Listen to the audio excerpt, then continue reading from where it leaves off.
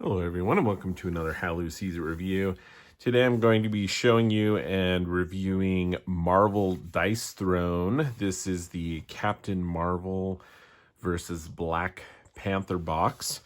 And big fan of Dice Throne. I'm going to be doing some more video reviews of more Dice Throne content in the near future as well. And just quick version here is basically it's often referred to as Battle Yahtzee, if you will. It's a dice rolling game, but there is a lot more to Dice Throne than just rolling dice. It also has each of the characters have these different abilities, as well as a deck of cards that players need to be able to utilize efficiently to take advantage of their abilities in different situations to be able to play and do well. So first of all, this is a joint effort from Roxley and the Op Games. And the Op Games provided this copy for review. Now, again, I mentioned big fan of the gaming system Dice Throne. We'll kind of show you the context there, their general gist of things. You can get all sorts of different characters with different abilities. And they came out recently this last year with Marvel-themed ones, which is really cool. Big fan of superheroes and the Marvel content in the Marvel Universe. So let's go ahead and show you what comes in the box. So you can get different versions of this. I'll be reviewing some of these other ones as well in the near future. We also have Black Widow versus Doctor Strange. And then there's also this larger box, which has Scarlet Witch, Thor, Loki, and Spider-Man as well. So we'll go ahead and create some videos, show you the different content here, and talk about the different characters. As far as the system itself is, it's very straightforward for the most part. There is a lot of content in here. And some of the timing things may kind of put, if you're not used to those sort of things, may put you on edge a little bit, and you may feel a little bit overwhelmed. But when it comes down to it, the game is pretty straightforward. There is and can be a lot of different elements to keep track of, but they have different tokens to be able to do that. And after you play a few times, I think you'll get the hang of it. It may also be helpful just to watch some of the how-to play videos. And watching it played, you'll see how really straightforward the game can be. But they do a good job with the rules. They do have a quick reference here for some of the terminology as well. But really well put together. Now, the other element of all the Dice Throne content is that each of the characters come in these pre-packaged trays. These come from game trays. And so each character has their stuff all put together in these little trays. Really, really awesome production value with the content here. So go ahead and open up Black Panther here. So we have this nice tray that keeps track of everything.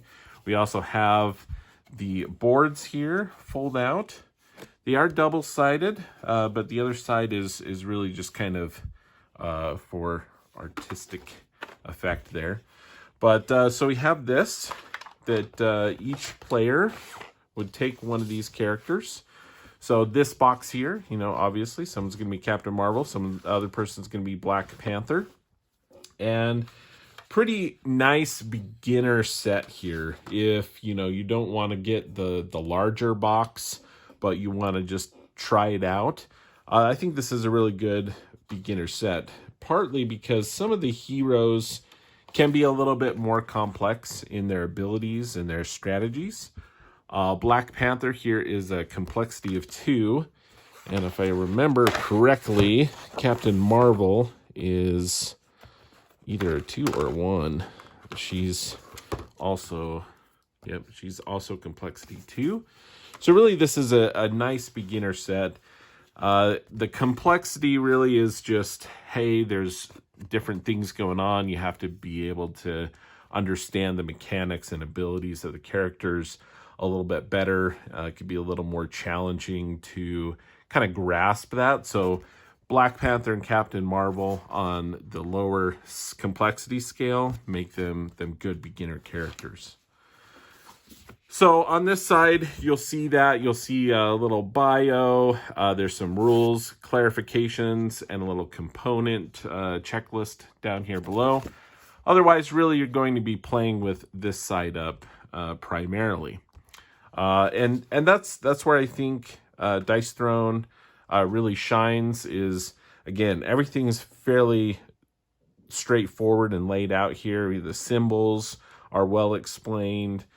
We have a really nice little guide here. It's a nice, good quality card stock, but it's got a nice finish to it. So very, very well done. We'll get to the custom dice here in just a moment, in the tokens here. So, but yeah, you would basically have this out. And this is twofold. So everyone, the different heroes here start with their basic foundation abilities. And from your deck of cards, they allow you to do different things, but you can upgrade these abilities and make them more powerful as well. So there's different tokens here. The game will include a standee as well of the characters. They have Dice Throne Adventures, which is you can take these characters basically into a dungeon delving kind of questing thing. You work together against these different levels. Very, very cool system. And so you can actually take these standees are provided to be able to play that game as well. Each of the characters will also have a combat point tracker. As you get the game started here, you're going to utilize these points to be able to play cards. Each of the characters also has, and again, you can see there's just places for everything. Everything's stored in there really, really well. We have the health tracker here, where you can keep track of your player's health. The object of the game is to knock out your opponent before they can knock out you. Look at the dice here. The dice, very cool. So each of the characters have a unique dice with, usually a color scheme that goes well with the character and the different symbols. And so you can actually see this reference here will show you three of the die faces here are these slashes. But then there's also, of course, the numbers associated, 1, 2, 3, 4, 5, 6. But we have 3 slashes, 2 vibranium symbols, and 1 panther symbol.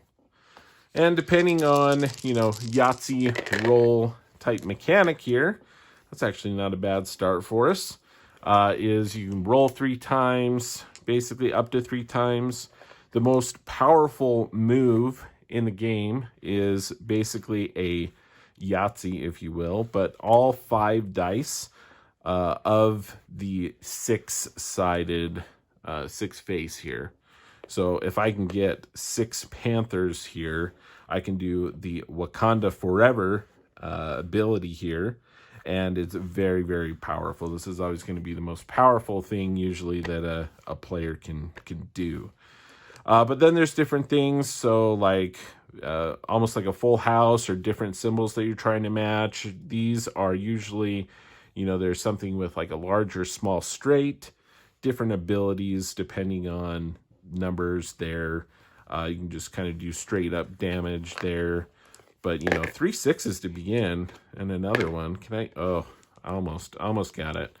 But there's also cards that can help you manipulate the dice on your turn, that if you have combat points to be able to spend to play them. And that's where Dice Thrones has a lot of strategy just beyond, yes, there is can be a lot of luck to this, right? Of, what cards you draw, what dice you roll.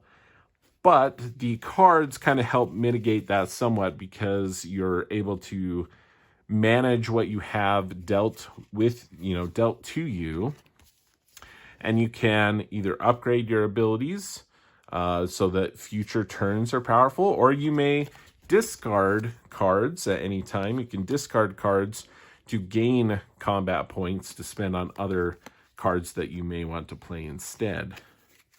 And so it's very, very fun, very travel friendly. It's going to take up a little bit of room to lay this out, but not much. And as you can see, very compact. Everything fits for each character into these things. So, it's something that you can bring a couple of characters along from any of the different sets. And that's really cool. There's a lot of fan made ones, like on their Facebook page. There's a Facebook fan page where they kind of make their own characters as well. But it's just a really novel, very cool system. And again, these cards, there's upgrade cards that look something like this, where you're able to basically place that over the other abilities. So starting out, the Stealth Strike does 3 undefendable damage, and now this would do 4 undefendable damage. There's different things. So this one, it costs 0 CP to play. So basically, if you get this into your hand, you actually can just play it to get 2 CP. One more time, you spend 1, and the chosen player may perform an additional roll attempt. There's the 6-it, change the value of one of your dice to a 6. That would have been perfect for this situation here. Could have spent it and turned it to a 6. Then you kind of have these just moments where you would stop. Your opponent may have an ability that then, you go through this and they actually have something to make you re-roll a die or something. And so there's just different moments like that where you can kind of impact each other. And so definitely, the take that aggressive type style play comes into this game. If you don't like that concept, I don't know that you're going to really enjoy these games, right? Because that's what it is. You're trying to take each other out. Other than that, there's also a defensive. So each turn you're going for attacks. Each character has a unique defensive type ability. It may help you mitigate some of that damage, help block some damage, or it may just be kind of a retaliation. So Black Panther here, their defensive roll, they get to roll 3 dice whenever they're attacked by another player. Then they can go into their defensive and roll the dice, and then according to whatever it says. So this is deal 1 undefendable damage for each of the slashes. So I would basically deal 1 damage back. And so, yeah, but that's kind of the gist of that. And then I'll just kind of talk about each of these characters specifically and talk about what, this is kind of an interesting matchup as well, because Black Panther, really the kind of idea with Black Panther here is you actually get these little kinetic energy tokens. And really what happens is, whenever you are being dealt damage, you can basically stack up this energy, right? And so, for every 2 kinetic energy, increase damage from your attacks. So you can then spend that kinetic energy. If you ever reach, your kinetic stack limit of 8, then you immediately remove all of the tokens. You gain 2 CP, draw 2 cards, and deal 5 damage to an opponent as an isolated source of undefendable damage. The Vibranium Suit, with this token here, if you are able to get this token, it's a stack limit of 1, but you can spend it. Player may spend it to prevent 3 incoming damage, and it may not be transferred by any means, but can be removed. So there's some specific unique things to that, but this is where he has energy absorption. So whenever damage is successfully dealt to you, gain kinetic energy. excluding damage from an ultimate. So if someone did use their ultimate there. But so whenever you're getting damaged, I think they just did a really good job with that as far as, think of the Marvel Cinematic Universe and Black Panther, and this really cool suit, right, that was designed that as it takes in that kinetic energy and stores it, and then you can utilize that kinetic energy and release. And this idea that you kind of have this burst of energy once you get to a stack limit and just kind of explodes, right, with some really cool power. So that's Black Panther. It's kind of interesting, the fact that in some situations you're kind of like, well, one damage, you could try to avoid the one damage, but really I kind of want to take one damage so that I get a kinetic, a token, so that I can use that in future rounds. So anyway, it's kind of a cool mechanic, very thematic. I think that works really well with Black Panther here with the energy absorption. So that's kind of the key element with the Black Panther. Again, very straightforward when it compared to some of the other characters. So a really good beginner type character there to look at. Let's go ahead and show you Captain Marvel here and some of her stuff. When me and my wife played, I was Black Panther, she was Captain Marvel. It does seem to me, there are going to be some matchups of the different characters as you explore all these different ones that, there's going to be some advantages maybe of one character over another. But the game can be played fairly quickly. You can play this within 30 minutes or so. And, maybe not the first go. The first go, you're going to be getting used to abilities and things. So that's something to keep in mind as far as the length of time when you're playing these games. Initially, you play this and you're like, oh man, that took forever. But you get familiar with the abilities and different things of the characters, and you think about it. You rolling dice, playing some cards, next person, and the damage may start out a little bit smaller at the beginning, but the characters get more powerful. You kind of set yourself up for some bigger combos, and you can have that health actually goes down, can go down pretty quickly. So let's go ahead and show you Captain Marvel and her board here. Here's the back. Pretty cool. And the artwork and everything, really great. We have this one here, again, bio, rules, clarifications, and you can see some of her specific abilities and different things here.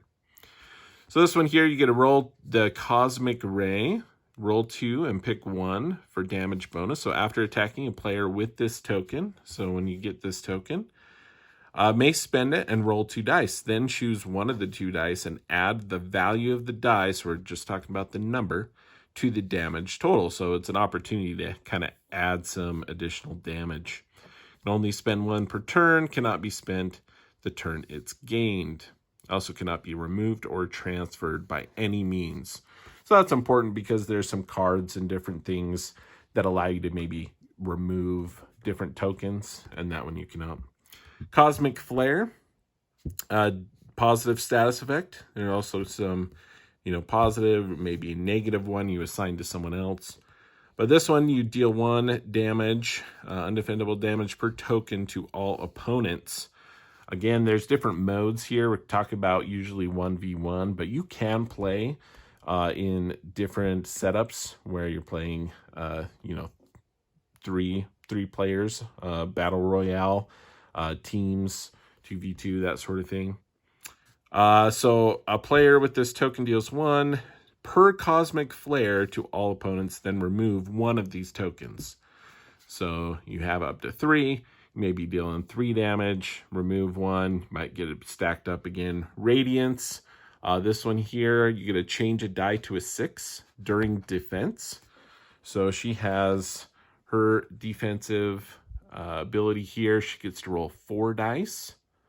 And depending on what you get here, it's going to be different things, but really you deal 1 damage. This is her 6. So that's where it's really big. That radiance allows you to change it. That allows you to deal 1 damage as well as prevent 1 damage for each of those 6s.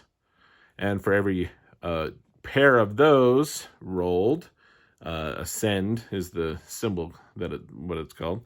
You also gain a cosmic flare. So there's some stuff there. And you can see here, like supernova, you gain a cosmic ray, which we talked about, a radiance, and 2 cosmic flare, and you deal 5 damage. It's very powerful, set you up there. Look at her binary blast. You're gaining all of that as well, but 12 damage. So some very cool status effects that she can kind of stack up on. She's got the 3 photons, 2 ascends, and the Hala star as well. So those are kind of her abilities. Again, fairly straightforward as far as the characters go. Show you the dice here. We got those. Again, the dice are pretty straightforward here. You have the different symbols. It's got a little bit of the, they're not just screen printed on. They've actually got some